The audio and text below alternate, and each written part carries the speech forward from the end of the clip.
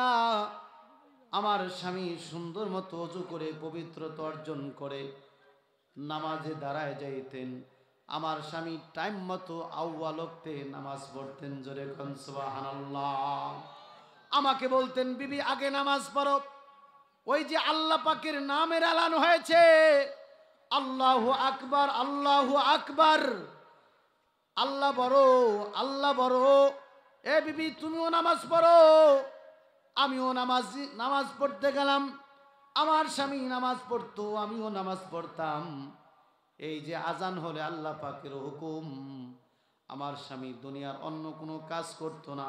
আজান শুনলে আমার স্বামী বেহুশ হয়ে যাইত। যতক্ষণ পর্যন্ত না ইবাদত বন্দেগী আমার স্বামী না করত, নামাজ আদায় না করত, আমার স্বামী ততক্ষণ পর্যন্ত শান্তি পাইত না। সুবহানাল্লাহ।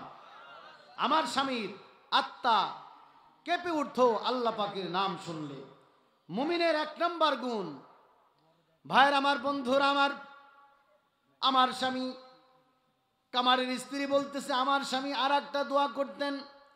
ওগো আল্লাহ পাকের ওলি, ওই যে আব্দুল্লাহ ইবনে মুবারকের যে বিশাল বিল্ডিং অট্টালিকা, আব্দুল্লাহ ইবনে মুবারক রাহমাতুল্লাহি আলাইহি যখন ছাদের উপরে রাতের বেলায় তাহাজ্জুদে দাঁড়ায় যাইতেন, আমার স্বামী দৃশ্যগুলি দেখতেন আর মাওলাকে ডেকে ডেকে বলতেন, ওগো আল্লাহ, তুমি আমাকে কামার বানাইছো।